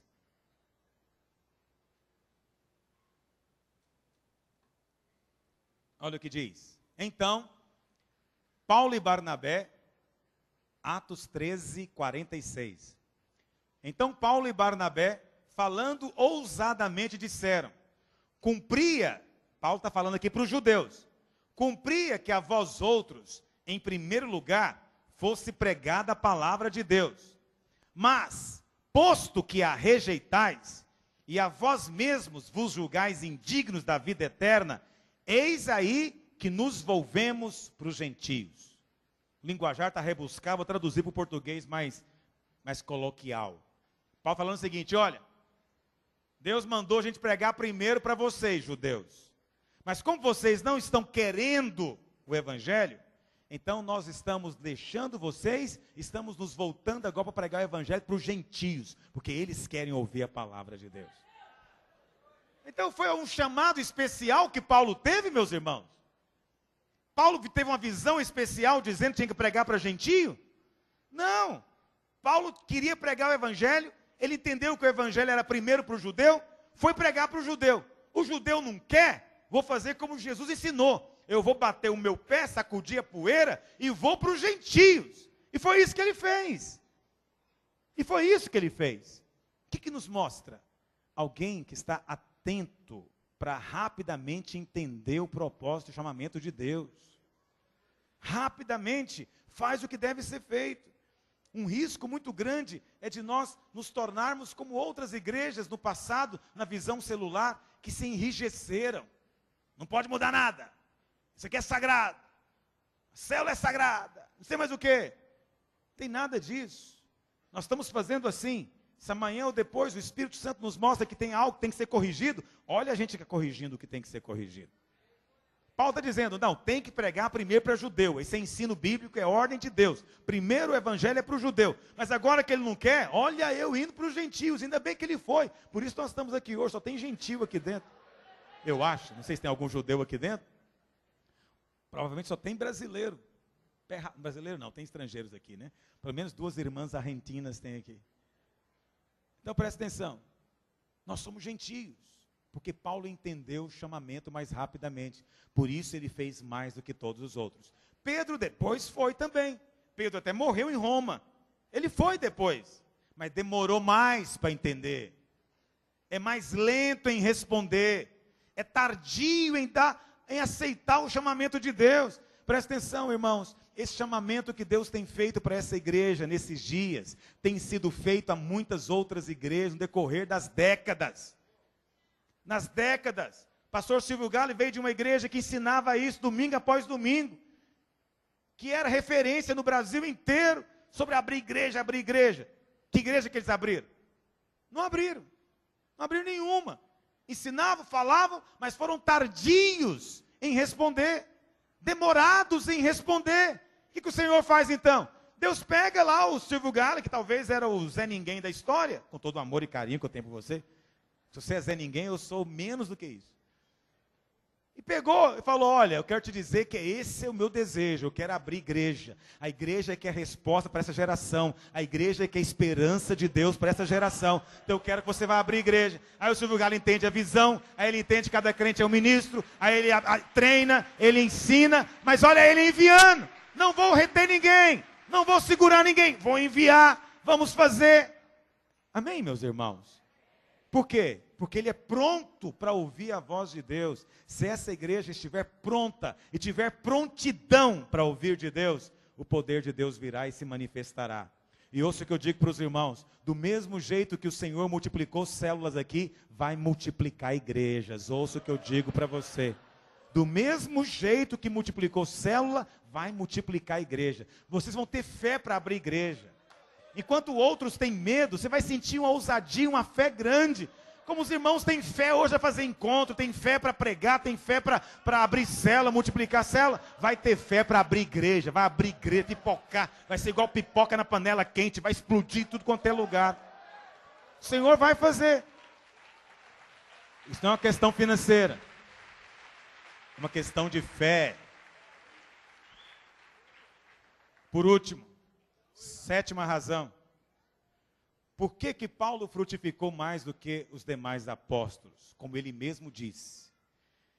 Paulo não falou as razões eu tive que garimpar. Isso é igual o ouro. Você tem que ir atrás. A 7ª razão é que Paulo teve uma disposição maior ao sacrifício. Disposição ao sacrifício. Vou citar só um exemplo de sacrifício na vida de Paulo, mas a lista seria grande. Se pegar a listinha que ele faz lá em 2 Coríntios, açoitado, naufrágios, salteadores, né, inimigos por dentro, por fora, a lista é enorme.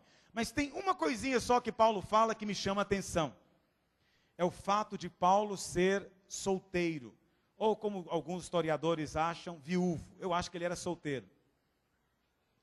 Por que Paulo era solteiro? Paulo era solteiro por causa do Evangelho. Por causa do Evangelho. Aqui está talvez o segredo mais forte da frutificação. A vida de Paulo é o retrato de alguém que se dispôs ao sacrifício. A Bíblia fala que ele lutou com feras, 1 Coríntios 15, lutou com feras em Éfeso. Imagina, foi lançado numa copa lutar com leões. Ele diz, eu faço tudo por causa do Evangelho. Mas ele se desembaraçou de qualquer coisa que podia impedi-lo de pregar livremente. Em 1 Coríntios capítulo 7 ele fala, aquele que se casa preocupa em agradar a mulher, mas aquele que fica solteiro por causa do Senhor, se preocupa em agradar a Deus. Ele fala, então eu vou agradar a Deus. É claro que quem casa tem que agradar a mulher mesmo. E é isso que a gente faz o tempo inteiro, agrada a mulher, agrada a Deus. Nós somos casados. É de Deus isso. Mas quem não é casado, diz Paulo, ele está desimpedido, tem que agradar ninguém. Ele pode agradar só a Deus. Veja, presta atenção, eu não estou aqui falando de celibato. Não estou defendendo o celibato, até porque hoje em dia, nós podemos ser casados e fazer obra de Deus junto com a esposa. Diferentemente daquela época. Desde que não tenha filhos, obviamente. Tendo filhos, vai ficando cada vez mais difícil mesmo de você ter essa liberdade de movimento. Por isso que eu admiro. Né? Eu estava ouvindo outro dia a respeito de uma igreja que estimula os pastores a fazerem vasectomia para não ter filho, por causa do evangelho. Alguém que me contou isso estava escandalizado, estava dizendo que é absurdo. Como é que faz um negócio desse? Como é que a igreja tem coragem de pedir um negócio desse para o seu pastor? E eu fiquei pensando, eu fico feliz que ainda tenha pastores que têm coragem de fazer isso por causa do reino de Deus. Porque por causa da inflação, muita gente faz. Por causa do salário pequeno, muita gente faz. Mas alguém que fala, eu fiz por causa do reino, por causa de Deus, o outro fica escandalizado. Por quê? Porque não está acostumado a fazer sacrifício nenhum para Deus. Não está acostumado a fazer coisa alguma em prol do evangelho. Pois Paulo se fez eunuco por causa do evangelho. Presta atenção, é só um exemplo, aplique isso em outras coisas. Sacrifício é qualquer coisa que te custe, que às vezes dói, para você servir a Deus. É uma renúncia que às vezes tem que fazer para servir a Deus. Paulo diz em 1 Coríntios 7, verso 8. Se você quiser abrir. 1 Coríntios 7, verso 8, ele diz: e aos solteiros e viúvos, digo que lhes seria bom se permanecessem no estado em que também eu vivo. Paulo está dizendo que ele era ou viúvo ou solteiro. Em ambos os casos, a situação é a mesma. Ele está desimpedido para servir a Deus. Ele não está preso nem a esposa, nem a filhos. Alguém fala, pastor, mas esposa e filho pode ser um impedimento? Depende. Se você quer estar livre para sair viajando, pregando, indo de país para país, cidade para cidade, é melhor estar solteiro. É mais confortável e conveniente, com certeza. Mas Paulo diz, lá em 1, vai lá para o capítulo 9, 1 Coríntios ainda, verso 5. 1 Coríntios 9, verso 5. Paulo diz, não temos nós o direito de comer e beber, e também o de fazer-nos acompanhar de uma mulher irmã, como fazem os demais apóstolos e os irmãos do Senhor e Cefas. Paulo está nos contando algo a respeito dos demais apóstolos, que talvez você não sabia. Todos eles tinham esposa e talvez filhos. E Paulo fala, vocês acham que nós somos pior do que eles? Nós não temos direito também de ter uma esposa? Nós temos, só que nós abrimos mão para poder servir a Deus. Sacrificaram algo legítimo. É a vontade de Deus que todo homem se case. Pedro se casou, os irmãos do Senhor se casaram, os demais apóstolos se casaram e tinham esposa, diz Paulo. Mas ele e Barnabé não quiseram.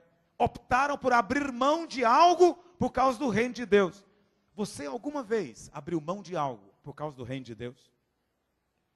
Você em algum momento fez conscientemente uma renúncia de algo por causa do reino de Deus?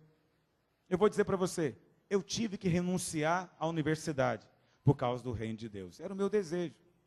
Eu tive que renunciar a posições por causa do reino de Deus. Eventualmente vou ter que renunciar a propostas que no futuro talvez me façam por causa do reino de Deus.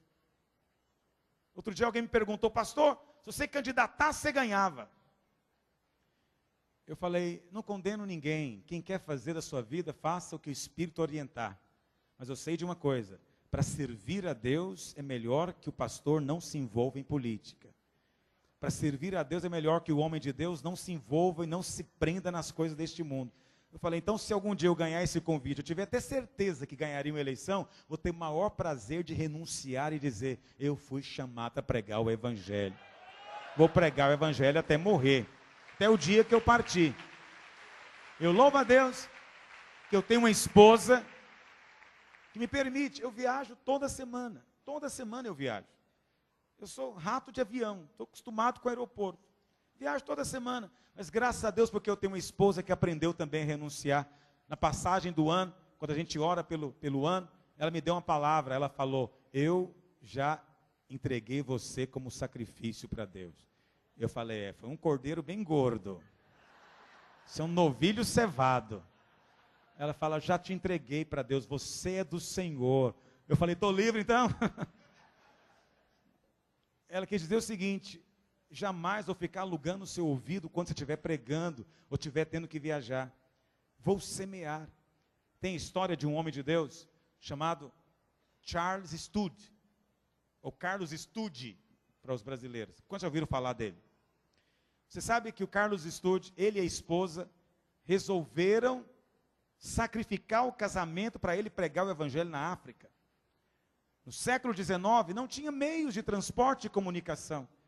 Ela ficou na Inglaterra para levantar fundos e ele foi para a África. Eles se encontravam uma vez a cada 6 meses, durante 20 anos. Se fosse hoje, o que os nossos conselheiros matrimoniais iam dizer? Isso é um absurdo, isso é um negócio incompreensível. A obra de Deus está destruindo a vida daquele homem. Mas tenho certeza que ele ia dizer, de bom grado eu vou me sacrificar e me consumir por esta obra que é de Deus. E pode ter certeza, ele vai ter um galardão diante de Deus. Mas os outros que se poupam, achando que é um escândalo sacrificar algo pelo Senhor, vão apresentar o que diante dele? Apresentar o quê? Senhor, não tive tempo, o senhor sabe, carnaval é a única data que eu tenho para passear, e o pastor precisa fazer conferência logo no carnaval, é um absurdo. Já lidero uma célula, já faço tudo o ano inteiro, só queria poder viajar para a praia no carnaval, o pastor inventa a conferência, eu falei, não vou para a praia descansar, porque Deus sabe que eu mereço. O cara não consegue sacrificar um feriado no ano, vai sacrificar o quê para o reino de Deus? Ainda bem que eu estou vendo muita gente sacrificando o feriado aqui para a glória de Deus. Sacrificar o padrão de Deus. Para encerrar, irmãos, sei que está me avisando que o horário já acabou, eu só venho aqui uma vez por ano.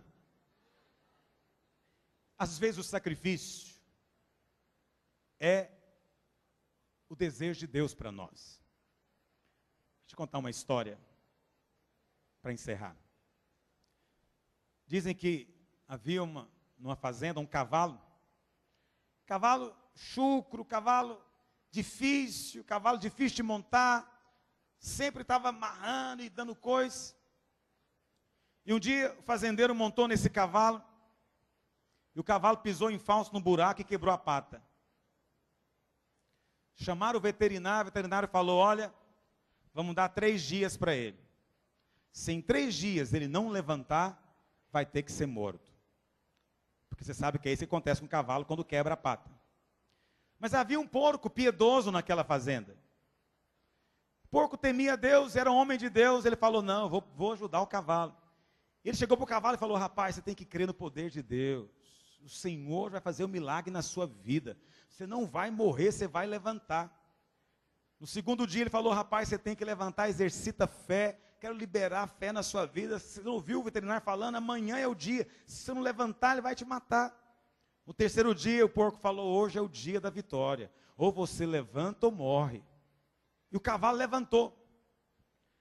O cavalo levantou, correu. E o fazendeiro falou, é um milagre. É um milagre, Deus fez um milagre no meu cavalo. Vamos fazer uma festa. Vamos matar o porco. Eu não sei quanto a você, mas se alguém tiver que morrer para a festa acontecer, que pelo menos seja eu na presença de Deus, em nome de Jesus. Quando se dispõe a isso na sua vida, fique de pé onde você está. Você quer frutificar mais do que os demais? Erga suas mãos para o Pai nessa hora. Feche os seus olhos. Você vai se dispor diante dele, dizendo, Deus, usa-me nesses dias. Usa-me nesses dias. Se você se lembra de algum ponto do que eu falei aqui, que de fato tenha tocado o seu coração, que faça diferença na sua vida, fala para o Senhor. Abre a sua boca agora. Quero ouvir você orando ao Senhor, em nome de Jesus.